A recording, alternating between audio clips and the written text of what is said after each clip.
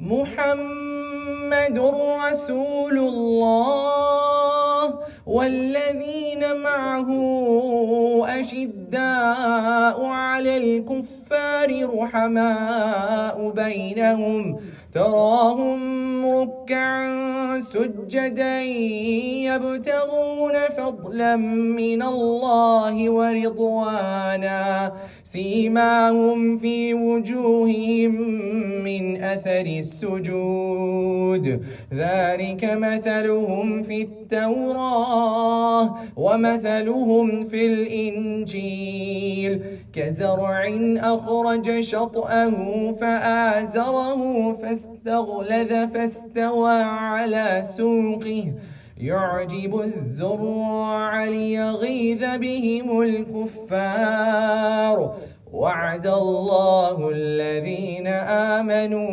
وعملوا الصالحات منهم مغفرة وأجرا عظيما.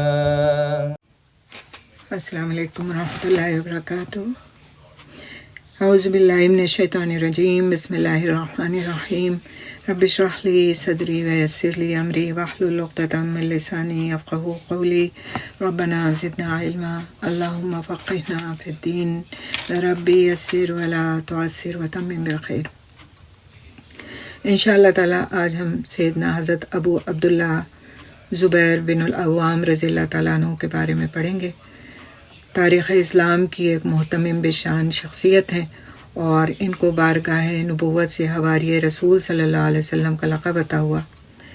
سرور کائنات صلی اللہ علیہ وسلم نے اپنی زبان مبارک سے انہیں جنت کی بشارت دی. اس طرح وہ اصحاب عشرہ مبشرہ میں شمار ہوئے.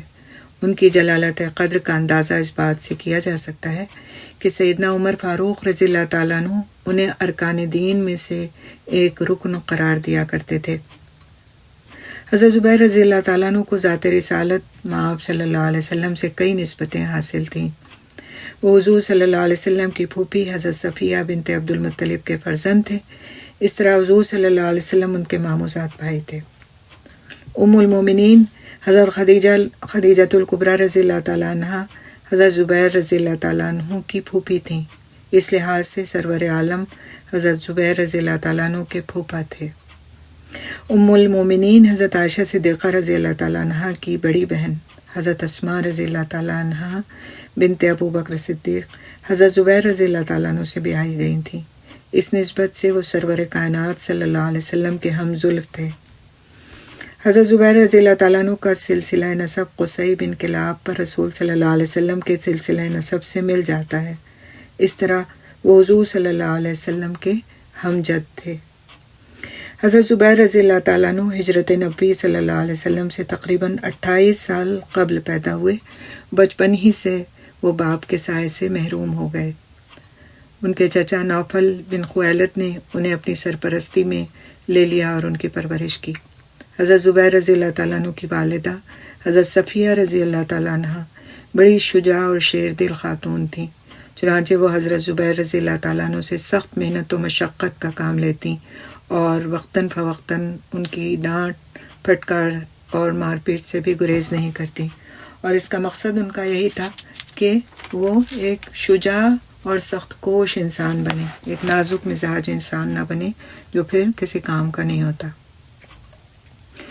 تو بعثت کے ابتدائی زمانے کا ذکر ہے کہ ایک دن مکے میں ایک بہت ہی وحشت اثر خبر پھیل گئی اور اس منحوس خبر نے ان پرستاران حق کو بہت اضطراب میں مبتلا کر دیا. ہر ایک کی زبان پر یہی الفاظ تھے کہ کیسے ممکن ہے، ابھی ابو طالب زندہ ہیں اور بنو ہاشم کی تلواریں کن نہیں ہوئیں. یہ خبر صحیح تھی یا محض افواہ تھی، اس کے بارے میں کوئی بھی یقینی طور پر کچھ نہیں کہہ سکتا تھا. کچھ لوگ کہتے تھے کہ محمد صلی اللہ علیہ وسلم کو مشرکین نے گرفتار کر لیا ہے، اور کچھ کا کہنا تھا کہ حضور اکرم صلی اللہ علیہ وسلم شہید کر دیے گئے ہیں. تو بنو ہاشم سخت غیظ و غضب کے عالم میں تھے اور وہ اس سلسلے میں کوئی قدم اٹھانے کے بارے میں ابھی سوچ ہی رہے تھے کہ بنو اسد کے ایک نوعمر لڑکے کے کانوں میں بھی اس خبر کی بھنک پڑ گئی. اتنی کم عمری میں، جو کہ 13 سال کی عمر کہی جاتی ہے یا 18 سال کی، بہرحال اس نوجوان کو رحمت عالم صلی اللہ علیہ وسلم سے بہت زیادہ محبت تھی، اور وہ ابھی تھوڑی دیر پہلے ہی آرام کرنے کی غرض سے اپنے گھر آئے تھے، اور جب انہوں نے یہ خبر سنی تو خبر سنتے ہی تڑپ اٹھے، کھوٹی سے تلوار اتار کر اس کا جو نیام تھا اسے زمین پر ڈال دیا اور تلوار لے کر مکے کی گلیوں میں کود پڑے، اور ان کا رخ مکے کے بالائی حصے میں واقع سرور عالم صلی اللہ علیہ وسلم کے کاشانہ اقدس کی جانب تھا، اور اس وقت جوش غضب سے ان کا چہرہ تمتما رہا تھا۔ تو اور وہ نہایت تیزی سے گلیاں طے کر رہے تھے۔ جلدی وہ حضور صلی اللہ علیہ وسلم کے گھر پر پہنچ گئے، اور یہ دیکھ کر ان کی مسرت کی انتہا نہ رہی کہ رسول اکرم صلی اللہ علیہ وسلم خیر و عافیت کے ساتھ ہیں اور وہاں رونق افروز ہیں۔ حضور صلی اللہ علیہ وسلم ان کو تلواروں سمیت دیکھ کر مسکرائے اور فرمایا، کیوں، خیر تو ہے؟ اس وقت تم اس طرح تلوار لے کر کیوں آ رہے ہو؟ تو نوجوان نے عرض کیا کہ رسول صلی اللہ علیہ وسلم، میرے ماں باپ آپ پر قربان ہوں، میں نے سنا تھا کہ آپ کو دشمنوں نے گرفتار کر لیا ہے، یا شاید آپ شہید کر دیے گئے۔ تو ارشاد ہوا، اچھا تو یہ بات ہے، اور اگر واقعی ایسا ہو جاتا تو تم کیا کرتے؟ تو حضرت زبیر رضی اللہ تعالیٰ عنہ نے جواب دیا کہ یا رسول صلی اللہ علیہ وسلم، خدا کی قسم میں اہل مکہ سے لڑ مرتا۔ اس کا جواب سن کر رسول رحمت عالم صلی اللہ علیہ وسلم کے چہرے پر ایک طرح کا سکون پھیل گیا۔ آپ صلی اللہ علیہ وسلم نے اس نوجوان کے اس جذبے کی بہت تحسین فرمائی اور ان کے حق میں دعا خیر کی، بلکہ ان کی تلوار کو بھی دعا دی کہ یہ پہلی تلوار تھی جو راہ حق اور رسول برحق کی حمایت میں بلند ہوئی، پہلی تلوار تھی جو آپ صلی اللہ علیہ وسلم کی حمایت میں بلند ہوئی۔ رسول اکرم صلی اللہ علیہ وسلم کے عاشق صادق یہ نوجوان حضرت سیدنا زبیر بن العوام تھے۔ تو اس طرح سے ان کی شجاعت کی داستان شروع ہوتی ہے کہ کس طرح بالکل اوائل میں ہی یہ اسلام انہوں نے قبول کیا، اور اس کے بعد ہر موقع پر انہوں نے رسول اکرم صلی اللہ علیہ وسلم کے ساتھ داد شجاعت دی۔ یہ ہمارے ہیروز ہیں، یہ ہمارے بچوں کے ہیروز ہونا چاہیے، جن کی شجاعت کی داستانیں وہ پڑھیں، سنیں، اور پھر ان کے اندر وہ جذبہ پیدا ہو کہ دین کے لیے کیا کچھ کیا جا سکتا ہے۔ اور جس وقت انہوں نے اسلام قبول کیا اس وقت کچھ علماء کا کہنا ہے، مفسرین کا، تاریخ دانوں کا، کہ ان کی عمر 18 سال تھی، لیکن کچھ کا کہنا ہے کہ وہ کل 13 سال کے تھے۔ 13 سال کی عمر میں کوئی ہمارے یہاں کا بچہ تو اس کو یہ نہیں پتا ہوتا کہ وہ جس دین پر ہے اس دین میں کیا کچھ ہے، نہ کہ پھر کوئی دوسرے دین کی طرف اس کو دعوت دی جائے، اور اپنے آباء و اجداد کا دین چھوڑ کر کے اس کے اندر اتنی ہمت اور جرأت ہو کہ وہ پھر اس دین کے لیے اپنے آپ کو پیش کر دے اور اس دین کو اختیار کر لے۔ تو حضرت زبیر رضی اللہ تعالیٰ عنہ ایک ایسے خاندان میں پیدا ہوئے تھے جس پر آفتاب اسلام کی شعاعیں دعوت حق کی ابتدا ہی میں پڑنے لگی تھیں۔ ان کی پھوپھی حضرت خدیجۃ الکبریٰ رضی اللہ تعالیٰ عنہ اسلام کی خاتون اول تھیں۔ والدہ حضرت صفیہ رضی اللہ تعالیٰ عنہ بھی آغاز عہد نبوت میں ایمان لے آئی تھیں۔ ناممکن تھا کہ نور اسلام ان کے نہا خانہ دل کو منور نہ کرتا، چنانچہ انہوں نے با اختلاف روایت 8، 12 یا 16 سال کی عمر میں ہی دعوت حق پر لبیک کہا، اور کچھ کا کہنا ہے کہ 13 یا 18 سال کی عمر میں انہوں نے اسلام قبول کیا۔ بعض مورخین نے اسلام لانے والوں میں ان کا نمبر 4 یا 5واں لکھا ہے کہ اسلام لانے والے جو سب سے اول لوگ تھے اس میں ان کا نمبر جو تھا وہ 4 تھا یا 5واں تھا۔ البتہ سابقون الاولون میں وہ ایک ممتاز درجہ رکھتے ہیں۔ سابقون الاولون ہم کن کو کہتے ہیں؟ جو سب سے پہلے ایمان لائے تھے۔ تو جب تک وہ اسلام نہیں لائے تھے اپنے چچا کی شفقتوں کا مرجع تھے، یعنی کہ ان کو اپنے چچا کی شفقتیں حاصل تھیں، ان کو پالتے پوستے تھے، ان کے ساتھ اچھا معاملہ کرتے تھے، لیکن جو ہی انہوں نے دعوت حق قبول کی ان کے چچا کا رویہ ان کے ساتھ بدل گیا، اور اس نے یعنی ان کے چچا نے ان پر سخت مظالم ڈھانے شروع کر دیے۔ حافظ ابن کثیر رحمۃ اللہ علیہ نے البدایہ والنہایہ میں ابو الاسود سے روایت کیا ہے کہ حضرت زبیر رضی اللہ تعالیٰ عنہ کے چچا ان کو چٹائی میں لپیٹ دیتے، آگ سلگا کر اس کی دھونی دیتے اور کہتے کہ اپنے آبائی دین کی طرف لوٹ آ، لیکن زبیر رضی اللہ تعالیٰ عنہ ہر بار یہی کہتے کہ ہرگز نہیں، ہرگز نہیں، اب میں کبھی کافر نہیں بنوں گا۔ تو جب چچا کی زراسانی حد سے بڑھ گئی تو حضرت زبیر رضی اللہ تعالیٰ عنہ نے حضرت سرور عالم صلی اللہ علیہ وسلم کی اجازت پر حبشہ کی ہجرت اختیار کی اور کچھ عرصہ وہاں گزار کر پھر مکہ واپس آ گئے اور تجارت کا شغل اختیار کیا۔ کچھ مدت کے بعد خود رحمت عالم صلی اللہ علیہ وسلم نے مدینے کی ہجرت فرمائی۔ اس وقت حضرت زبیر رضی اللہ تعالیٰ عنہ ایک تجارتی قافلے کے ساتھ شام گئے ہوئے تھے۔ جب وہ شام سے مکے کی طرف واپس آ رہے تھے تو رسول اکرم صلی اللہ علیہ وسلم حضرت ابو بکر صدیق رضی اللہ تعالیٰ عنہ کے ساتھ مدینے کی طرف تشریف لے جا رہے تھے۔ حسن اتفاق سے راستے میں حضرت زبیر رضی اللہ تعالیٰ عنہ کو ان سے ملنے کا شرف حاصل ہوا، اور اس موقع پر انہوں نے حضور اکرم صلی اللہ علیہ وسلم اور صدیق اکبر رضی اللہ تعالیٰ عنہ کی خدمت میں کچھ سفید کپڑے ہدیتاً پیش کیے اور پھر مکہ واپس تشریف لے گئے۔ کچھ عرصے کے بعد انہوں نے اپنی والدہ حضرت صفیہ رضی اللہ تعالیٰ عنہ اور اپنی بیوی حضرت اسماء رضی اللہ تعالیٰ عنہ بنت ابو بکر صدیق رضی اللہ تعالیٰ عنہ کے ہمراہ مدینہ ہجرت فرمائی اور کچھ مدت قباء میں قیام فرما رہے۔ وہیں سن 1 ہجری میں اور ایک دوسری روایت کے مطابق سن 2 ہجری میں حضرت اسماء رضی اللہ تعالیٰ عنہ کے بطن سے حضرت عبداللہ بن زبیر پیدا ہوئے۔ ان کی ولادت سے پہلے کئی ماہ تک کسی مہاجر کے ہاں کوئی اولاد نہیں ہوئی تھی، اس لیے یہود مدینہ نے مشہور کر رکھا تھا کہ ہم نے مسلمانوں پر جادو کر دیا ہے اور ان کا سلسلہ نسل منقطع کر دیا ہے۔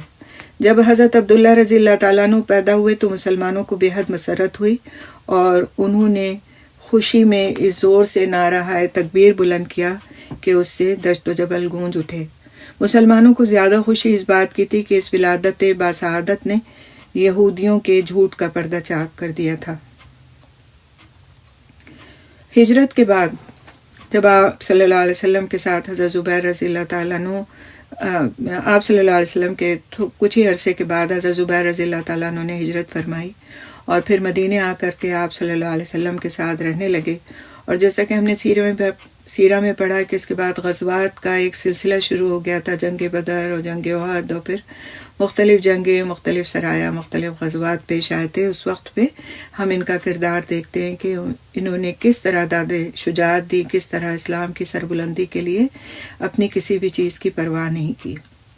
ہجرت کے بعد غزوات اور مشاہد کا سلسلہ شروع ہوا تو حضرت زبیر رضی اللہ تعالیٰ عنہ نے ہر مارکے میں کمال درجے کی استقامت اور بے جگری سے داد شجاعت دی۔ کئی موقعوں پر خود ذات رسالت مآب صلی اللہ علیہ وسلم نے ان کی شجاعت اور جذبہ فدویت کی برملا تعریف اور تحسین فرمائی۔ شیر خدا حضرت علی مرتضیٰ رضی اللہ تعالیٰ عنہ انہیں اشجع العرب کہا کرتے تھے۔ اشجع العرب کا مطلب کیا ہے کہ عربوں میں سب سے زیادہ بہادر، سب سے زیادہ شجاع۔ حق و باطل کا مارکہ جو سب سے پہلا مارکہ تھا بدر کے میدان میں جب برپا ہوا تو حضرت زبیر رضی اللہ تعالیٰ عنہ کی شمشیر دشمن کی صفوں پر برق امان بن کر گری اور انہیں درہم برہم کر کے رکھ دیا۔ جدھر جھک پڑتے تھے دشمن کا دل کائی کی طرف ہٹ جاتا۔ اسی دن ان کے سر پر زرد عمامہ تھا۔ حضور صلی اللہ علیہ وسلم کی جب نظر پڑی اس پر تو فرمایا کہ آج مسلمانوں کی مدد کے لیے ملائکہ بھی زرد عمامے باندھ کر آسمان سے اترے ہیں۔ حضرت اسماء بنت ابو بکر صدیق رضی اللہ تعالیٰ عنہ سے روایت ہے کہ عین ہنگامہ کارزار میں ایک جنگجو مشرک ایک بلند ٹیلے پر چڑھا اور اس نے للکارا کہ کوئی ہے جو میرے مقابلے پر آئے۔ حضور صلی اللہ علیہ وسلم نے ایک صحابی سے مخاطب ہو کر فرمایا کیا تو اس کے مقابلے کے لیے جاتا ہے؟ انہوں نے عرض کیا یا رسول اللہ اگر آپ چاہتے ہیں تو میں تیار ہوں۔ اسی دوران میں رسول صلی اللہ علیہ وسلم کی نظر حضرت زبیر رضی اللہ تعالیٰ عنہ پر پڑی جو قریب ہی بیٹھے تھے اور جوش غضب سے کسمسا رہے تھے۔ حضور اکرم صلی اللہ علیہ وسلم نے فرمایا، اے ابن صفیہ کھڑے ہو جاؤ اور اس مشرک کے مقابلے پر جاؤ۔ حضرت زبیر رضی اللہ تعالیٰ عنہ تیر کی طرح اس پر جھپٹے اور اس سے گتھم گتھا ہو گئے۔ دونوں بڑے شہزور تھے اور ایک دوسرے کو ٹیلے سے نیچے گرانے کی کوشش کرتے تھے۔ حضور اکرم صلی اللہ علیہ وسلم نے فرمایا، ان دونوں میں سے جو پہلے گرے گا وہ مارا جائے گا۔ پھر آپ صلی اللہ علیہ وسلم نے حضرت زبیر رضی اللہ تعالیٰ عنہ کے حق میں دعا فرمائی اور چند ہی لمحوں بعد دونوں نیچے گرے، اس طرح کہ مشرک نیچے تھا، حضرت زبیر رضی اللہ تعالیٰ عنہ اس کے اوپر، اور پھر پلک جھپکنے کی دیر میں حضرت زبیر رضی اللہ تعالیٰ عنہ نے اپنی تلوار سے مشرک کی گردن اڑا دی۔ اس کے بعد حضرت زبیر رضی اللہ تعالیٰ عنہ کا مقابلہ قریش کے نامی بہادر عبیدہ بن سعید بن عاص سے ہوا، اور صحیح بخاری کی روایت کے مطابق خود حضرت زبیر رضی اللہ تعالیٰ عنہ نے اس مقابلے کا حال ان الفاظ میں بیان کیا ہے۔ بدر کے دن میرا سامنا عبیدہ بن سعید بن عاص سے ہوا، وہ سرتاپا لوہے میں غرق تھا، یعنی ایسا اس نے خود اور زرہ پہنی ہوئی تھی کہ پورا کے پورا لگتا تھا کہ لوہے کا لباس ہے اور اس میں وہ ڈوبا ہوا ہے، صرف اس کی آنکھیں نظر آتی تھیں۔ اس کی کنیت ابو ذات القرش تھی۔ اس نے للکار کر کہا کہ میں ہوں ابو ذات القرش۔ میں نے اپنی برچھی سے اس پر حملہ کیا اور تاک کر اس کی آنکھ میں برچھی ماری، وہ مر گیا۔ جب حضرت زبیر رضی اللہ تعالیٰ عنہ ابو ذات القرش کو ہلاک کر چکے تو اپنی برچھی کو اس کی لاش پر پاؤں اڑا کر بڑی مشکل سے اس طرح نکالا کہ برچھی کا پھل مڑ گیا۔ سرور کائنات صلی اللہ علیہ وسلم نے یہ برچھی حضرت زبیر رضی اللہ تعالیٰ عنہ سے مانگ لی اور تا وفات اپنے پاس رکھی۔ حضور اکرم صلی اللہ علیہ وسلم کی رحلت کے بعد حضرت زبیر رضی اللہ تعالیٰ عنہ نے اس برچھی کو واپس لے لیا، لیکن ان سے حضرت صدیق اکبر رضی اللہ تعالیٰ عنہ نے اس کو مانگ لیا، اور پھر یہ برچھی فاروق اعظم کے قبضے میں آئی، اور پھر فاروق اعظم کے بعد حضرت زبیر رضی اللہ تعالیٰ عنہ نے یہ برچھی پھر واپس لے لی، لیکن امیر المومنین عثمان رضی اللہ تعالیٰ عنہ نے ان سے طلب کر لی، اور حضرت عثمان رضی اللہ تعالیٰ عنہ کی شہادت کے بعد یہ برچھی آل علی کے پاس پہنچی۔ پھر حضرت عبداللہ بن زبیر نے ان سے لی اور تا زندگی اپنے پاس رکھی۔ تو اصل بات کیا تھی؟ کیا برچھی کی اہمیت تھی؟ برچیاں تو بہت سی تھیں۔ اصل اہمیت کس بات کی تھی کہ کس شجاعت کے ساتھ انہوں نے اس شخص کو قتل کیا کہ جس کے مقابلے میں جانے سے لوگ ڈرتے تھے، اور اس کے بعد اس برچھی کی اہمیت اس شجاعت کی وجہ سے اصل میں ہوئی، ان کے جذبے کی وجہ سے ہوئی کہ آپ صلی اللہ علیہ وسلم نے اس کو اپنے پاس رکھا، اور اس کے بعد خلفائے راشدین نے، اور اس طرح سے اس کی اہمیت کا اندازہ کیا جا سکتا ہے۔ حضرت زبیر رضی اللہ تعالیٰ عنہ کی جو تلوار بدر کے میدان میں چمکی وہ بھی اس برچھی کی طرح یادگار بن گئی۔ بدر کے دن حضرت زبیر رضی اللہ تعالیٰ عنہ نے یہ تلوار اس طرح چلائی کہ اس میں دندانے پڑ گئے۔ اس تلوار میں چاندی کا کام تھا۔ حضرت زبیر رضی اللہ تعالیٰ عنہ کی شہادت کے بعد یہ تلوار ان کے جلیل القدر فرزند حضرت عبداللہ بن زبیر کے قبضے میں آئی۔ صحیح بخاری میں حضرت عروہ بن زبیر رضی اللہ تعالیٰ عنہ سے روایت ہے کہ عبداللہ بن زبیر رضی اللہ تعالیٰ عنہ کی شہادت کے بعد خلیفہ عبد الملک بن مروان اموی نے مجھے بلا کر پوچھا، اے عروہ کیا تم زبیر کی تلوار کو پہچانتے ہو؟ میں نے کہا ہاں۔ عروہ کون تھے؟ ان کے بیٹے تھے۔ عبد الملک نے پوچھا اس کی نشانی کیا ہے؟ میں نے کہا بدر کے دن اس میں دندانے پڑ گئے تھے، یعنی اتنی چلائی گئی تھی، اتنی استعمال کی گئی تھی کہ اس میں دندانے پڑ گئے تھے۔ عبد الملک نے کہا ہاں سچ کہتے ہو، اس میں لشکروں کی مٹ بھیڑ سے دندانے پڑے ہوئے ہیں، اور پھر انہوں نے یہ تلوار مجھے دے دی۔ غزوہ احد میں حضرت زبیر رضی اللہ تعالیٰ عنہ ان 14 ثابت قدم صحابہ کرام میں سے ایک تھے جو شروع سے آخر تک سرور عالم صلی اللہ علیہ وسلم کی ڈھال بنے رہے، اور ایک لمحہ کے لیے بھی ان کے پاس استقلال میں لغزش نہیں آئی۔ حافظ ابن کثیر رحمۃ اللہ علیہ نے یونس بن اسحاق سے روایت کی ہے کہ احد کے دن طلحہ بن ابی طلحہ مشرکین کا علم بردار تھا۔ وہ طلحہ الگ ہیں جن کا آپ نے واقعہ پڑھا ہے اس سے پہلے، لیکن یہ طلحہ الگ ہیں۔ طلحہ بن ابی طلحہ مشرکین کا علم بردار تھا۔ اس نے میدان جنگ میں آ کر مسلمانوں کو دعوت مبارزت دی۔ دعوت مبارزت اس طرح ہوتی تھی کہ آمنے سامنے آ کر 1 to 1 بیسس پر ایک دوسرے کو للکارتے تھے۔ حضرت زبیر رضی اللہ تعالیٰ عنہ دوڑتے ہوئے اس کی طرف گئے اور جس لگا کر اس کے اونٹ پر سوار ہو گئے، پھر اس کو زمین کی طرف دھکیل کر اونٹ سے گرا دیا اور اپنی تلوار سے اس کو ذبح کر دیا۔ رسول اکرم صلی اللہ علیہ وسلم نے حضرت زبیر رضی اللہ تعالیٰ عنہ کی تعریف فرمائی اور فرمایا، ہر نبی کا ایک حواری ہوتا ہے اور میرا حواری زبیر ہے۔ اگر زبیر اس کے مقابلے کے لیے نہ نکلتا تو میں خود اس کے مقابلے پر جاتا. اور یہ البدایہ والنہایہ میں مذکور ہے. صحیح بخاری میں حضرت عروہ بن زبیر رضی اللہ تعالیٰ عنہ سے روایت ہے کہ جب رسول صلی اللہ علیہ وسلم کو احد میں زخم لگے اور مشرکین واپس چلے گئے تو آپ صلی اللہ علیہ وسلم نے اس خیال سے کہ کہیں وہ پلٹ نہ پڑیں فرمایا کون ان کے تعاقب میں جاتا ہے. صحابہ میں سے 70 آدمی اس کام کے لیے آمادہ ہوئے اور ان میں حضرت زبیر رضی اللہ تعالیٰ عنہ بھی تھے. حضرت صحیح بخاری میں حضرت عروہ رضی اللہ تعالیٰ عنہ کی زبانی حضرت عائشہ صدیقہ رضی اللہ تعالیٰ عنہ کا یہ قول بھی منقول ہے کہ یہ جو آیت قرآن میں اتری الذین استجابوا للہ والرسول من بعد ما اصابہم القرح، ان صحابہ کے بارے میں نازل ہوئی جنہوں نے حضور صلی اللہ علیہ وسلم کے ارشاد کی تعمیل میں غزوہ احد کے بعد مشرکین کا تعاقب کیا، اور ان میں حضرت زبیر رضی اللہ تعالیٰ عنہ اور حضرت ابو بکر صدیق رضی اللہ تعالیٰ عنہ بھی شامل تھے.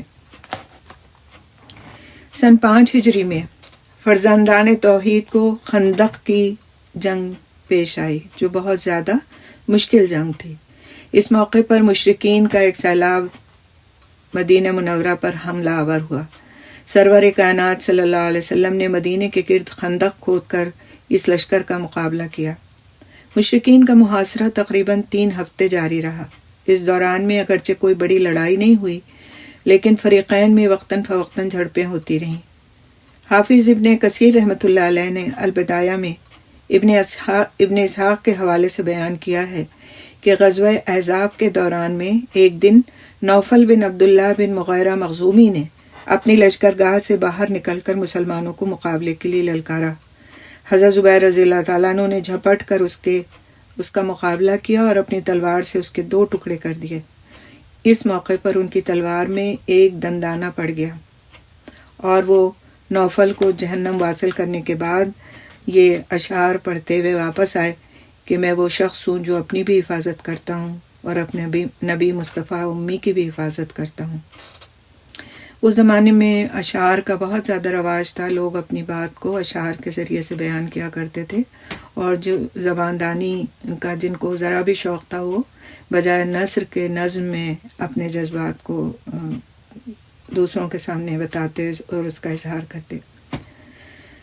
پھر یہود جو تھے وہ بنی قریظہ کے جو یہود تھے ان میں اور مسلمانوں میں معاہدہ تھا، لیکن جنگ خندق کے موقع پر یہودیوں کی نیت بدل گئی اور وہ مسلمانوں کی پشت میں خنجر گھونپنے کے منصوبے بنانے لگے. اہل حق کے لیے بڑا نازک وقت تھا. حضور صلی اللہ علیہ وسلم کو ان غداروں کے عزائم کا جب علم ہوا تو آپ صلی اللہ علیہ وسلم نے مسلمانوں کو جمع کر کے فرمایا کہ کون بنی قریظہ کی خبر لاتا ہے، یعنی اس قبیلے میں جا کر کے تو ان کے یہاں کیا ہو رہا ہے، کیا ان کے پلانس ہیں، ان کے بارے میں کون خبر لاتا ہے. حضرت زبیر رضی اللہ تعالیٰ عنہ نے بڑھ کر عرض کیا کہ یا رسول اللہ صلی اللہ علیہ وسلم میں جاتا ہوں. سرور عالم صلی اللہ علیہ وسلم نے 3 مرتبہ اپنے الفاظ دہرائے اور تینوں مرتبہ حضرت زبیر رضی اللہ تعالیٰ عنہ نے اپنے آپ کو اس پرخطر کام کے لیے پیش کیا. حضور صلی اللہ علیہ وسلم ان کے جذبہ فدویت سے بہت زیادہ خوش ہوئے. صحیح بخاری میں حضرت جابر رضی اللہ تعالیٰ عنہ سے روایت ہے کہ حضور صلی اللہ علیہ وسلم نے اس موقع پر یہ الفاظ ارشاد فرمائے ہر نبی کا ایک حواری ہوتا ہے اور میرا حواری زبیر ہے. تو ہمیں 2 موقعوں پر یہ الفاظ ملتے ہیں. اللہ بہتر جانتا ہے کہ اس میں سے کون سے موقع کے الفاظ ہیں. یہ دونوں موقعوں پر یہ الفاظ کہے گئے. بہرحال یہ بات تو مسلم ہے کہ حضرت زبیر رضی اللہ تعالیٰ عنہ کو حواری رسول صلی اللہ علیہ وسلم کا لقب آپ صلی اللہ علیہ وسلم نے خود عطا فرمایا. صحیح بخاری میں ہی حضرت عبداللہ بن زبیر رضی اللہ تعالیٰ عنہ سے روایت منقول ہے کہ غزوہ احزاب میں عمر بن ابی سلمہ اور میں عورتوں کے ساتھ کر دیے گئے تھے، یعنی ان کی حفاظت کے لیے. میں نے دیکھا کہ زبیر گھوڑے پر سوار 2 یا 3 مرتبہ بنی قریظہ کی طرف گئے اور واپس آئے. جب شام کو میری ان سے ملاقات ہوئی تو میں نے کہا ابا جان میں نے آپ کو بنی قریظہ کی طرف جاتے دیکھا تھا. حضرت زبیر رضی اللہ تعالیٰ عنہ نے فرمایا بیٹا تم نے مجھے دیکھا تھا؟ میں نے کہا ہاں. حضرت زبیر رضی اللہ تعالیٰ عنہ نے فرمایا رسول اکرم صلی اللہ علیہ وسلم نے فرمایا تھا کون بنی قریظہ کی خبر لاتا ہے. میں گیا، جب واپس آیا تو رسول اکرم صلی اللہ علیہ وسلم نے میرے لیے اپنے ماں باپ جمع کیے اور فرمایا فدا کا ابی و امی، میرے ماں باپ تجھ پر قربان ہوں. یہ تھی بڑی سعادت کی بات ہے نا ایک نبی اپنے ایک امتی کے لیے اس طرح سے کہے. اکثر اہل سیر کا بیان ہے کہ فدا کا ابی و امی کے الفاظ رسول اکرم صلی اللہ علیہ وسلم کی زبان سے حضرت زبیر بن العوام اور حضرت سعد بن ابی وقاص کے سوا کسی اور کے لیے نہیں نکلے. جنگ خندق کا یہ انجام ہوا کہ 22 دن کے محاصرے کے بعد کفار آسمانی آفات اور مسلمانوں کی غیر معمولی استقامت کی تاب نہ لا کر بھاگ کھڑے ہوئے. تو یہ اس موقع کے 2 واقعات ان کے لیے نقل کیے جاتے ہیں جس سے ان کی بے پناہ شجاعت کی اور اسلام کے لیے ایک خاص جذبے کی بات سامنے آتی ہے کہ ان کے اندر کتنا جذبہ تھا کہ وہ دشمن کے گڑھ میں گھسنے سے بھی نہیں گھبرائے اور دشمن کا سامنا کرنے سے بھی نہیں گھبرائے، اور دونوں حالتوں میں انہوں نے اپنی بہادری کا مظاہرہ کیا اور نتیجتاً ان کو حواری رسول صلی اللہ علیہ وسلم کا لقب ملا، اور آپ صلی اللہ علیہ وسلم نے ان کے لیے فرمایا فدا کا ابی و امی، یعنی تیرے اوپر میرے ماں باپ قربان ہوں.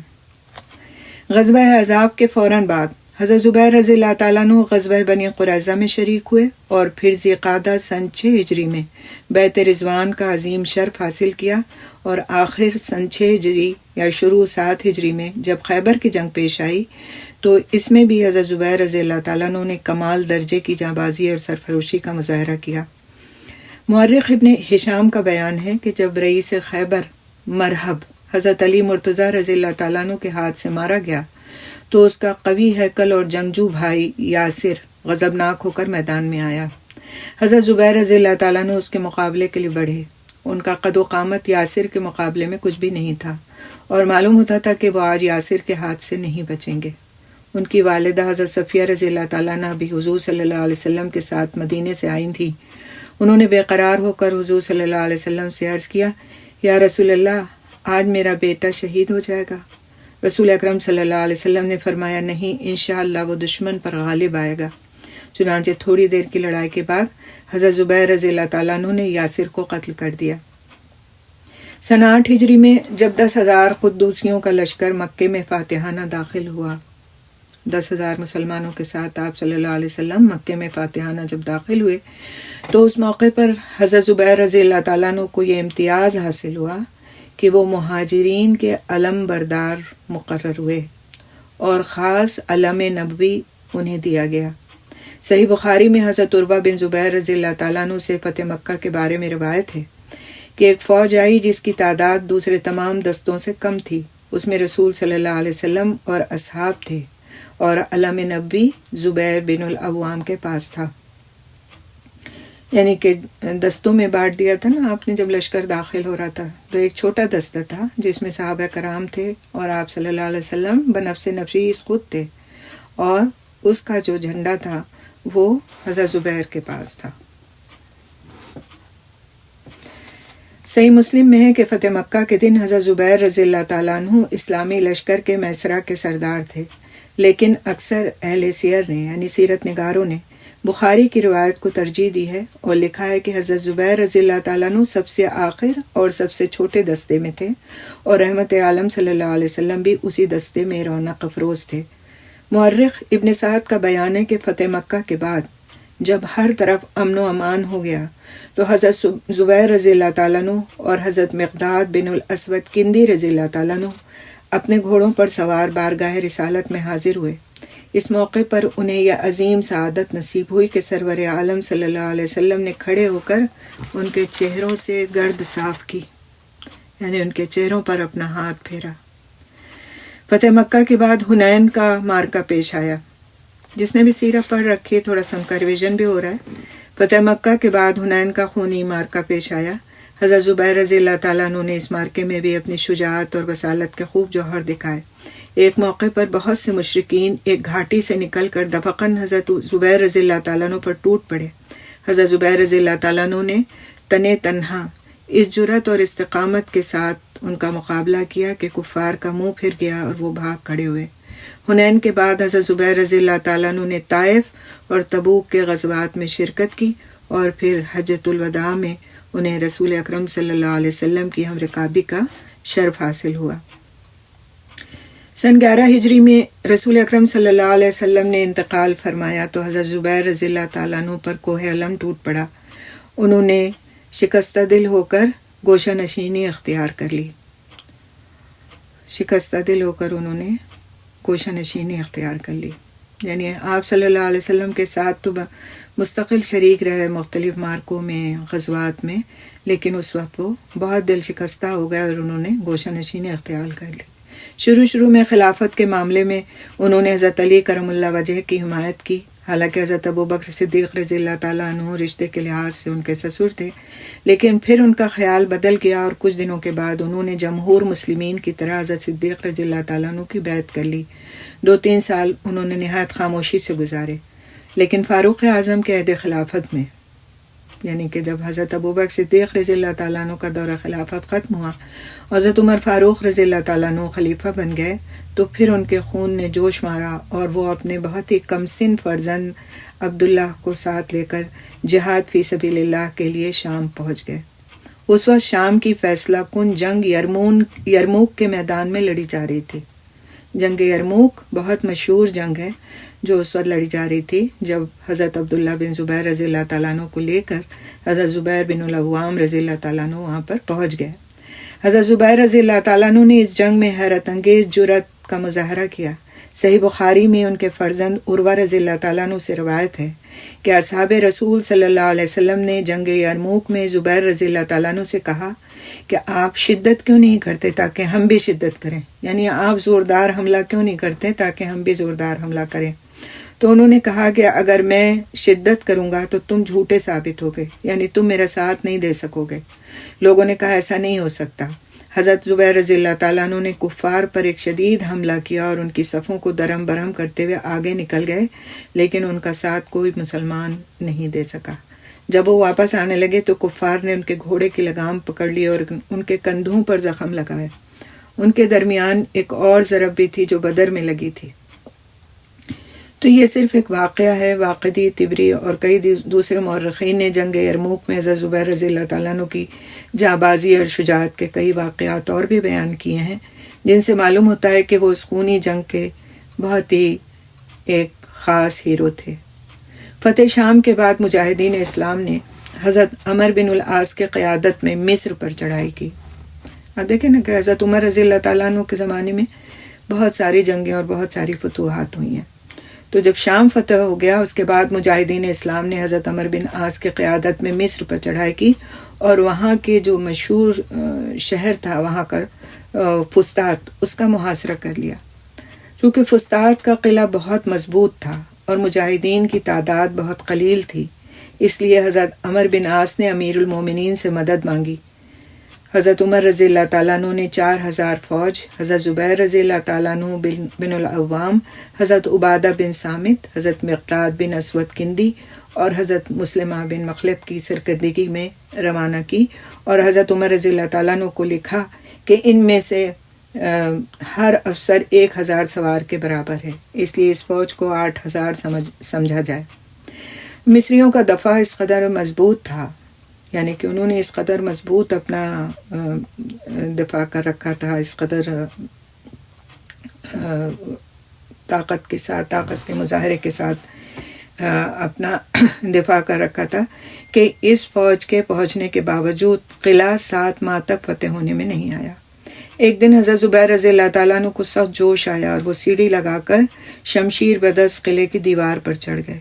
چند اور مجاہدین نے بھی ان کا ساتھ دیا اور فصیل پر پہنچ کر ایک فلک شگاف نعرہ تکبیر بلند کیا. نیچے کی فوج نے بھی نعرے لگانا شروع کر دیے. تو جو کرسچنز تھے، عیسائی تھے، وہ بہت زیادہ دہشت میں آ گئے، سراسیمہ ہو گئے. اور اسی اثنا میں حضرت زبیر رضی اللہ تعالیٰ عنہ نے فصیل سے اتر کر قلعے کا دروازہ کھول دیا اور اس کے ساتھ ہی تمام اسلامی لشکر اندر گھسایا. عیسائیوں نے اپنے ہتھیار پھینک دیے اور امان طلب کی. حضرت عمر رضی اللہ تعالیٰ عنہ نے ان کی درخواست قبول کر لی اور فسطاط پر اسلامی جھنڈا لہرا دیا گیا. اس طرح سے مصر کی فتح ہمیں نظر آتی ہے. مصر کا جو ایک مشہور شہر تھا، ایک مضبوط شہر تھا، اس پر مسلمانوں کا قبضہ ہو گیا. تو اسی طرح سے اور بھی ان کی آگے بھی شجاعت کی داستانیں ہیں. 23 ہجری میں سیدنا فاروق اعظم رضی اللہ تعالیٰ عنہ نے جام شہادت پیا. آپ نے اپنی شہادت سے پہلے حضرت عثمان، حضرت علی، حضرت طلحہ، حضرت زبیر، حضرت عبد الرحمن بن عوف رضی اللہ تعالیٰ عنہ مجمعین اور حضرت سعد بن ابی وقاص کا نام بھی اس میں آتا ہے، ان کے مسلمانوں کے نام، یہ جو صحابہ کرام تھے ان کے نام مسلمانوں کے سامنے پیش کر کے وصیت کی تھی کہ رسول صلی اللہ علیہ وسلم ان 6 بزرگوں سے آخری وقت تک راضی رہے تھے، اس لیے بہتر ہوگا کہ ان 6 میں سے ایک کو میرے بعد منصب خلافت پر فائز کیا جائے. جیسا کہ ہم نے پڑھا تھا حضرت عمر رضی اللہ تعالیٰ عنہ کے بارے میں جب ہم پڑھ رہے تھے، تو ان سب نے حضرت عبد الرحمن بن عوف کو اپنا حکم بنایا. انہوں نے ہر شخص سے انفرادی رائے لینے کے بعد حضرت عثمان رضی اللہ تعالیٰ عنہ کے حق میں فیصلہ دیا. حضرت زبیر رضی اللہ تعالیٰ عنہ نے اس انتخاب کو فوراً تسلیم کر لیا، یعنی کوئی بھی اختلاف کیے بغیر. امیر المومنین حضرت عثمان رضی اللہ تعالیٰ عنہ کے عہد خلافت میں حضرت زبیر رضی اللہ تعالیٰ عنہ نے پھر گوشہ نشینی اختیار کر لی. یعنی ابو بکر رضی اللہ تعالیٰ عنہ کے زمانے میں انہوں نے گوشہ نشینی اختیار کر لی تھی، حضرت عمر رضی اللہ تعالیٰ عنہ کے زمانے میں نکل کر انہوں نے خوب داد شجاعت دی اور جو فتوحات ہوئے ان میں حصہ لیا. لیکن پھر امیر المومنین حضرت عثمان رضی اللہ تعالیٰ عنہ کے عہد خلافت میں انہوں نے گوشہ نشینی اختیار کر لی اور ہر قسم کے ہنگاموں سے کنارہ کش ہو گئے. لیکن عامت المسلمین میں ان کا اثر و رسوخ بہت زیادہ تھا. ایک مرتبہ حضرت عثمان رضی اللہ تعالیٰ عنہ حج پر نہیں جا سکے تو لوگوں کے مطالبے پر انہوں نے حضرت زبیر رضی اللہ تعالیٰ عنہ کو امیر حج اور اپنا جانشین مقرر فرمایا. اس موقع پر انہوں نے قسم کھا کر لوگوں سے یہ بھی کہا کہ بے شک زبیر تم لوگوں میں بہتر ہیں اور رسول اکرم صلی اللہ علیہ وسلم کو تم سے زیادہ محبوب تھے. اور یہ بخاری کی روایت ہے، صحیح بخاری کتاب المناقب سے یہ روایت ہے. سن 35 ہجری میں مفسدین نے مدینہ منورہ پر اپنی حکومت قائم کر لی اور بارگاہ خلافت کا محاصرہ کر لیا. جیسا کہ ہم نے حضرت عثمان رضی اللہ تعالیٰ عنہ کے بارے میں، ان کے دور خلافت کے بارے میں ہم نے یہ بات پڑھی تھی کہ کس طرح سے حضرت عثمان رضی اللہ تعالیٰ عنہ کو شہید کیا گیا اور کس طرح ان کا محاصرہ کیا گیا. اس نازک موقع پر حضرت زبیر رضی اللہ تعالیٰ عنہ نے اپنے بڑے فرزند عبداللہ کو بارگاہ خلافت کی حفاظت پر مامور فرمایا. لیکن ایک دن باغی دوسری طرف سے دیوار پھلانگ کر کاشانہ خلافت میں داخل ہو گئے اور امیر المومنین حضرت عثمان رضی اللہ تعالیٰ عنہ کو نہایت بے دردی سے شہید کر دیا گیا. حضرت زبیر رضی اللہ تعالیٰ عنہ کو امیر المومنین کی مظلومانہ شہادت سے سخت صدمہ پہنچا، اور ادھر مفسدین کی شقاوت قلب، جو ان کی شقاوت تھی، سختی تھی ان کے دلوں کی، اس کا عالم یہ تھا کہ وہ امیر المومنین کی تجہیز و تکفین کے بھی روادار نہیں تھے. آخر میں حضرت زبیر رضی اللہ تعالیٰ عنہ اور چند دوسرے مسلمانوں نے جان پر کھیل کر حضرت عثمان رضی اللہ تعالیٰ عنہ کی تجہیز و تکفین کی، اور پھر رات کے وقت پوشیدہ طور پر حضرت زبیر رضی اللہ تعالیٰ عنہ نے ان کی نماز جنازہ پڑھائی اور مضافات مدینہ میں ان کو سپرد خاک کیا. تو ہر جگہ پر ہمیں دیکھنے میں یہ آ رہا ہے کہ کس طرح سے وہ مسلمانوں کے شانہ بشانہ ساتھ تھے. وہ کوئی خلیفہ ہو، کسی وقت کوئی جنگ ہو، کسی وقت کی کوئی بھی ایسی سخت بات ہو کہ جس میں مسلمانوں کو ایک مدد کی ضرورت ہو، تو وہ اپنے آپ کو پیش فرما دیا کرتے تھے. حضرت عثمان غنی رضی اللہ تعالیٰ عنہ کی شہادت کے بعد سیدنا علی مرتضیٰ رضی اللہ تعالیٰ عنہ خلیفہ ہوئے.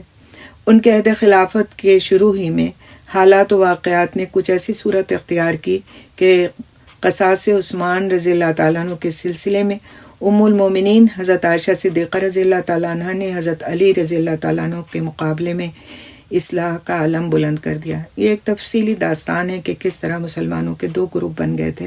ایک وہ گروپ تھا جو چاہتا تھا کہ حضرت عثمان رضی اللہ تعالیٰ عنہ کے قتل کا فوراً بدلہ لیا جائے، اور اس گروپ میں حضرت عائشہ صدیقہ رضی اللہ تعالیٰ عنہ، حضرت زبیر رضی اللہ تعالیٰ عنہ اور کئی جلیل القدر صحابہ کرام شامل تھے. اور دوسرا گروپ وہ تھا جو حضرت علی رضی اللہ تعالیٰ عنہ کا گروپ تھا، اس میں بھی کئی صحابہ کرام شامل تھے. لیکن ان کا موقف یہ تھا کہ حالات جب تک پرسکون نہ ہو جائیں، جب تک کہ اس قصاص کا لینا ممکن نہیں ہے، کیونکہ پتہ نہیں چلتا کہ یہ کام کس فرد کے ہاتھ سے ہوا ہے اور کون کون اس میں شامل ہے. لہٰذا امن و سکون کے بعد ہی اس بات کی تفتیش کی جا سکتی ہے اور اس میں اس قصاص کو لیا جا سکتا ہے. لہٰذا 2 گروپ بن گئے تھے، اور ان 2 گروپس میں آپس میں پھر جنگ بھی ہوئی، اور اس جنگ کے نتائج بھی سامنے آئے، اور اس طرح سے کن لوگوں نے اس میں حصہ لیا اور کن لوگوں نے بادل ناخواستہ حصہ لیا، اس کو ہم انشاءاللہ تھوڑا سا مختصراً اس میں دیکھیں گے۔ ام المومنین حضرت عائشہ صدیقہ رضی اللہ تعالیٰ عنہ نے حضرت علی کرم اللہ وجہہ کے مقابلے میں اصلاح کا علم بلند کر دیا۔ حضرت زبیر رضی اللہ تعالیٰ عنہ، حضرت طلحہ رضی اللہ تعالیٰ عنہ اور کئی دوسرے صحابہ ام المومنین رضی اللہ تعالیٰ عنہ کے پرجوش حامیوں میں تھے۔ دوسری طرف امیر المومنین حضرت علی مرتضیٰ رضی اللہ تعالیٰ عنہ کے ساتھ بھی جلیل القدر صحابہ کی ایک کثیر تعداد تھی۔ 10 جمادی الاخری سن 36 ہجری کو اپنے وقت کے بہترین انسانوں کے مابین جمل کی انتہائی افسوسناک لڑائی پیش آئی، جسے جنگ جمل کے نام سے جانا جاتا ہے، اور دونوں ہی طرف بہترین لوگ تھے، صحابہ کرام تھے، ظاہر ہے ان سے زیادہ بہترین کوئی ہو نہیں سکتا، لیکن بس یہ ایک شر تھا شیطان کا جس کے نتیجے میں یہ لڑائی پیش آئی۔ مستدرک حاکم کی روایت کے مطابق لڑائی کے آغاز سے پہلے سیدنا علی مرتضیٰ رضی اللہ تعالیٰ عنہ تنہا گھوڑے پر سوار ہو کر میدان میں تشریف لائے اور حضرت زبیر رضی اللہ تعالیٰ عنہ کو پکار کر کہا، ابو عبداللہ، کیا تمہیں وہ دن یاد ہے جب ہم دونوں ایک دوسرے کے ہاتھ میں ہاتھ ڈالے رسول صلی اللہ علیہ وسلم کے سامنے سے گزرے تھے؟ حضور صلی اللہ علیہ وسلم نے تم سے سوال کیا تھا، کیا تم علی کو دوست رکھتے ہو؟ جب تم نے اس بات میں جواب دیا تو حضور صلی اللہ علیہ وسلم نے فرمایا تھا، ایک دن تم ناحق علی سے لڑو گے۔ حضرت زبیر رضی اللہ تعالیٰ عنہ نے جواب دیا، ہاں مجھے یاد آ گیا۔ حضرت علی رضی اللہ تعالیٰ عنہ تو یہ بات دلا کر اپنے لشکر میں واپس چلے گئے، لیکن حضرت زبیر رضی اللہ تعالیٰ عنہ کے دل کی دنیا بدل گئی۔ وہ اسی وقت میدان جنگ سے کنارہ کش ہو کر بصرہ روانہ ہو گئے۔ ایک شخص عمر بن جرموز نے گھوڑے پر سوار ہو کر ان کا تعاقب کیا۔ حضرت زبیر رضی اللہ تعالیٰ عنہ نے بصرہ پہنچ کر اپنے غلاموں کو سامان و اسباب کے ساتھ روانہ ہونے کی ہدایت کی اور خود بصرہ کی آبادی سے دور نکل آئے۔ اس وقت ابن جرموز گھوڑا دوڑا کر ان کے قریب پہنچا اور پوچھا، ابو عبداللہ، اپنے قوم کو کس حال میں چھوڑا؟ حضرت زبیر رضی اللہ تعالیٰ عنہ نے فرمایا، لوگ ایک دوسرے کا خون بہانے پر تلے ہوئے تھے۔ ابن جرموز نے کہا کہ آپ کہاں جا رہے ہیں؟ حضرت زبیر رضی اللہ تعالیٰ عنہ نے فرمایا کہ مجھے اپنی غلطی کا احساس ہو گیا ہے اور اب میں اس ہنگامے سے کنارہ کش ہو کر کسی طرف نکل جانا چاہتا ہوں۔ ابن جرموز نے کہا، تو چلیے میں بھی آپ کے ساتھ چلتا ہوں۔ کچھ دور جانے کے بعد ظہر کی نماز کا وقت ہو گیا۔ حضرت زبیر رضی اللہ تعالیٰ عنہ نماز پڑھنے کے لیے ٹھہر گئے۔ ابن جرموز نے کہا، میں بھی آپ کے ساتھ نماز پڑھوں گا۔ حضرت زبیر رضی اللہ تعالیٰ عنہ نے فرمایا، میں تمہیں امان دیتا ہوں، کیا تم بھی میرے حق میں ایسا ہی کرو گے؟ یعنی ایک دوسرے کو امان دی، کیونکہ ایک دوسرے کے مخالف لشکروں میں تھے دونوں۔ تو ابن جرموز نے کہا، یقیناً۔ اس عہد و پیمان کے بعد دونوں گھوڑوں سے اتر کر نماز کے لیے کھڑے ہو گئے۔ حضرت زبیر رضی اللہ تعالیٰ عنہ جو ہی سجدے میں گئے، عمر بن جرموز نے غداری کر کے ان کی گردن پر تلوار کا وار کیا اور حواری رسول صلی اللہ علیہ وسلم کا سر اقدس تن سے جدا کر دیا۔ اس کے بعد وہ حضرت زبیر رضی اللہ تعالیٰ عنہ کی زرہ، تلوار اور سر لے کر امیر المومنین علی کرم اللہ وجہ کی خدمت میں حاضر ہوا، اور وہ اس نیت سے حاضر ہوا تھا، اس لیے گیا تھا کہ اس کی بڑی تعریف کی جائے گی، کیونکہ وہ مخالف لشکر کے ایک شخص کی یہ ساری چیزیں اور ان کو قتل کر کے حاضر ہوا تھا۔ اسے توقع تھی کہ امیر المومنین اس کام کو سراہیں گے، لیکن حضرت علی رضی اللہ تعالیٰ عنہ نے حضرت زبیر رضی اللہ تعالیٰ عنہ کی تلوار پر ایک حسرت بری نگاہ ڈالی اور فرمایا، اس تلوار نے بارہا رسول صلی اللہ علیہ وسلم کے سامنے سے دشمنوں کے دل بادل ہٹائے۔ اے ابن صفیہ کے قاتل، تجھے جہنم کی بشارت ہو۔ اور کہا جاتا ہے کہ اس موقع پر ابن جرموز نے مایوسی کے عالم میں یہ اشعار پڑھے کہ جس کا ترجمہ ہے کہ میں علی کے پاس زبیر کا سر لے کر حاضر ہوا، مجھے اس کام سے ان کے تقرب کی امید تھی، جب میں ان کے پاس گیا تو انہوں نے مجھے جہنم کی بشارت دی، سو کیسی بری بشارت اور کیسا برا تحفہ ہے۔ شہادت کے وقت حضرت زبیر رضی اللہ تعالیٰ عنہ کی عمر 64 برس کی تھی۔ اپنی جائے شہادت اور وہ اپنی شہادت کی جگہ وادی الصبا میں ہی دفن کیے گئے۔ تو حضرت زبیر رضی اللہ تعالیٰ عنہ کی زندگی کے چند واقعات تھے، اور پھر ان کی موت کے وقت کا، ان کی شہادت کے وقت کا حال ہم نے پڑھا، اور کچھ تھوڑا سا ان کے بارے میں، ان کے اخلاق اور ان کے جو فضائل ہیں ان کے بارے میں انشاءاللہ تعالیٰ ہم اور دیکھیں گے۔ صحیح بخاری سے معلوم ہوتا ہے کہ حضرت زبیر رضی اللہ تعالیٰ عنہ نے اپنے پیچھے 4 بیویاں، 9 لڑکے اور 9 لڑکیاں چھوڑیں۔ لڑکوں میں حضرت عبداللہ، حضرت عروہ، منذر رحمۃ اللہ رضی اللہ تعالیٰ عنہ جو حضرت اسماء کے وطن سے تھے، اور مصعب رضی اللہ تعالیٰ عنہ جو رباب بنت انیف کے وطن سے تھے، اپنی اسلامی اور علمی خدمات کی بنا پر ہماگیر شہرت کے مالک ہوئے۔ حضرت زبیر رضی اللہ تعالیٰ عنہ کا قد اتنا طویل تھا کہ گھوڑے پر سوار ہوتے تو پاؤں زمین سے چھو جاتے، رنگ گندمی، بدن چریرا، سر پر گھنے بال، داڑھی ہلکی یعنی اس میں بال کم تھے۔ سیدنا حضرت زبیر فضائل و مناقب کے آسمان کے درخشاں ستارے ہیں۔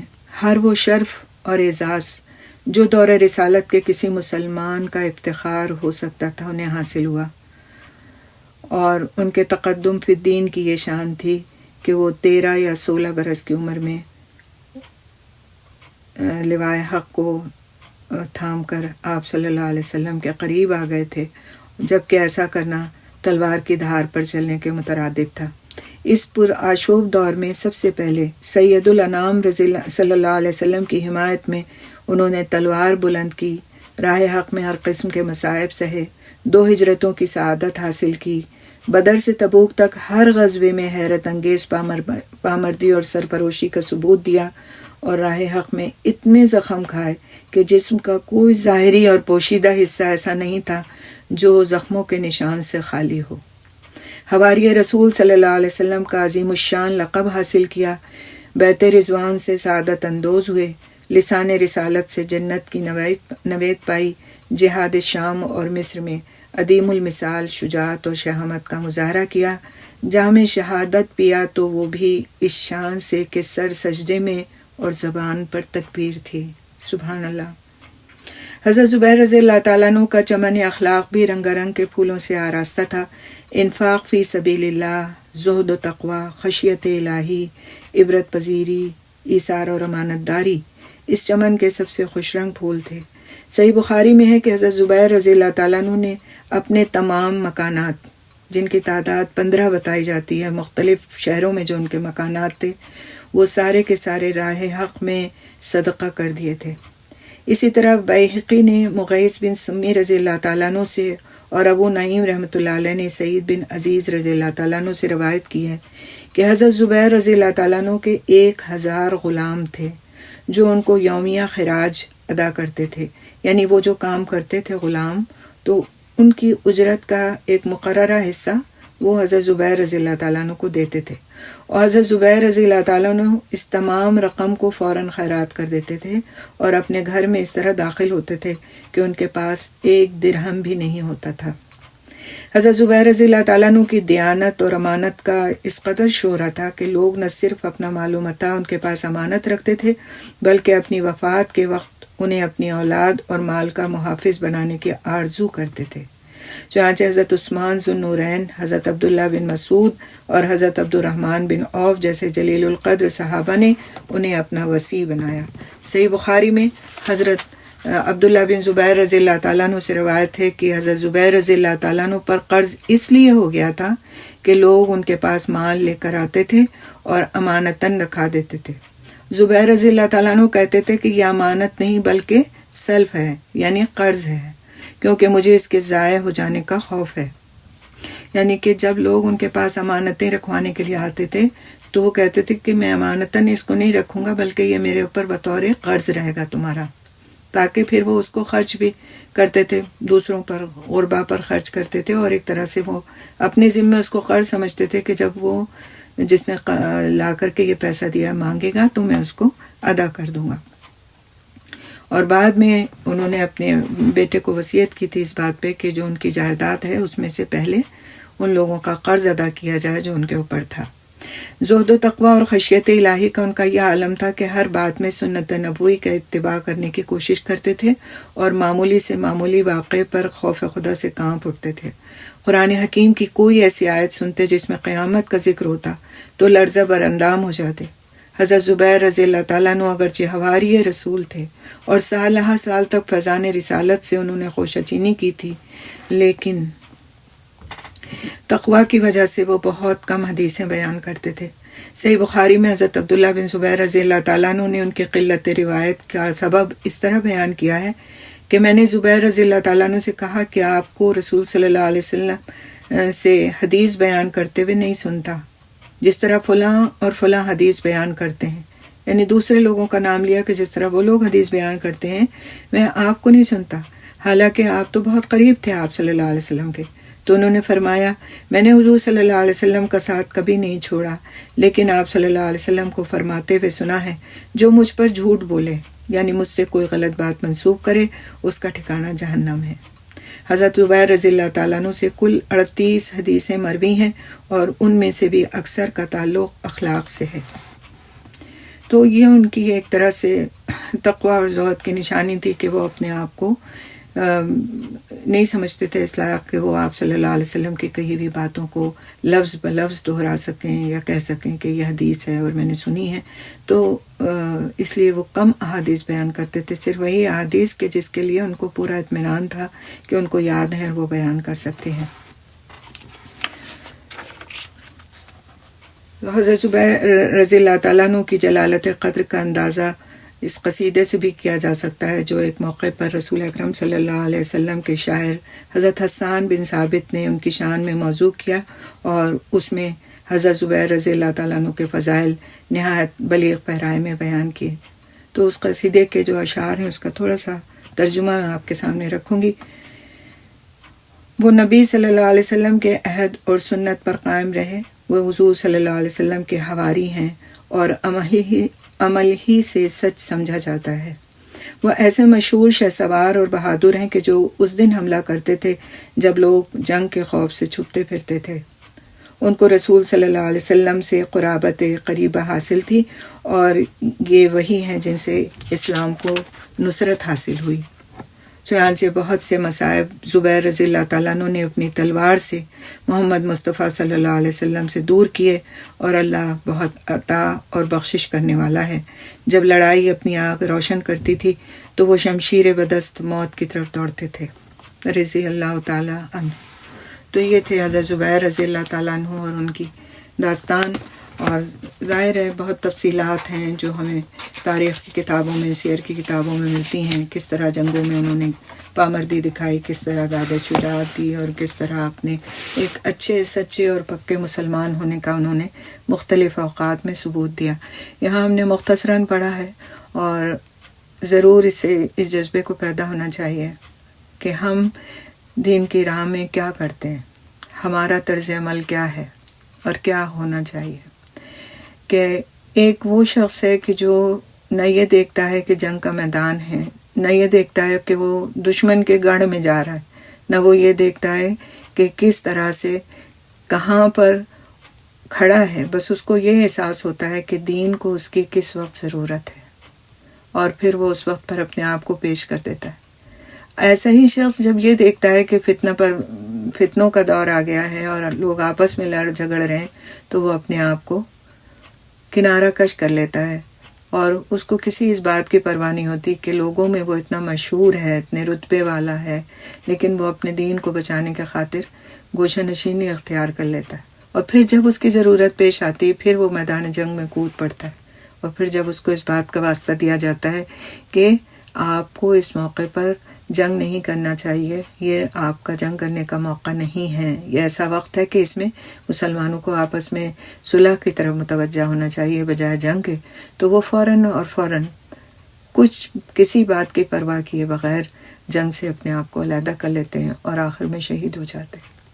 تو سبحان اللہ، یہ ایسے واقعات ہیں جن کو ہمیں اپنی زندگیوں میں غور و فکر کے ساتھ پڑھنا چاہیے، اور اپنے بچوں کو بھی سنانا چاہیے کہ ہمارے اصل ہیرو یہ ہیں جنہوں نے اس طرح داد شجاعت دی، جنہوں نے اس طرح اپنے آپ کو پیش کیا، اور ان کی عمریں کیا تھیں۔ آپ دیکھیں کہ 13 تو ہمارے کہا جاتا ہے ٹین ایج شروع ہو گئی اب، اور اس ٹین ایج کے لیے ہر پریویلیج ہم اپنے بچوں کو دے دیتے ہیں کہ اس ایج میں تو ایسا ہوتا ہے ویسا ہوتا ہے، اور یہ سب جو کچھ کر رہے ہیں گویا جائز ہے۔ تو اس وقت میں انہوں نے دین قبول کیا، اور پھر اس وقت سے لے کر کے اپنی آخری وقت تک کے 64 سال کی عمر سے، یعنی 13 سے آپ اگر 64 سال کو کاؤنٹ کریں تقریباً 50 سال بنتے ہیں، اس میں انہوں نے پورے کا پورا اپنے آپ کو دین کے لیے وقف کر دیا۔ اللہ تعالیٰ ہم سب کو ان واقعات سے سبق لینے کی توفیق عطا فرمائے اور ہمارے عمل میں تبدیلی لائے اور ہمیں عمل کرنے والا بنائے اور قیامت میں ان لوگوں کا ساتھ ہم لوگوں کو نصیب فرمائے. اللہم الحقنا بالصالحین. سبحان اللہ بحمدہ سبحانک اللہم بحمدک نشہد ان لا الہ الا انت نستغفرک ونتوب الیک. السلام علیکم ورحمۃ اللہ وبرکاتہ. کوئی سوال ہے تو آپ لوگ کر سکتے ہیں انشاءاللہ.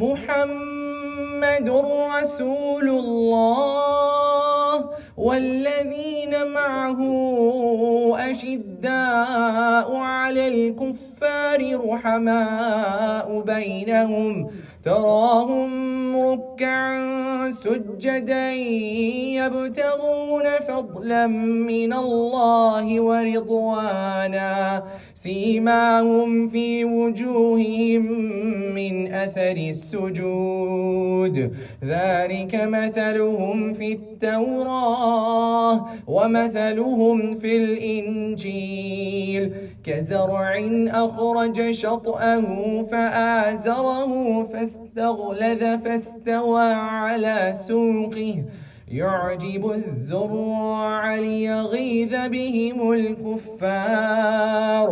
وعد الله الذين آمنوا وعملوا الصالحات منهم مغفرة وأجرا عظيما.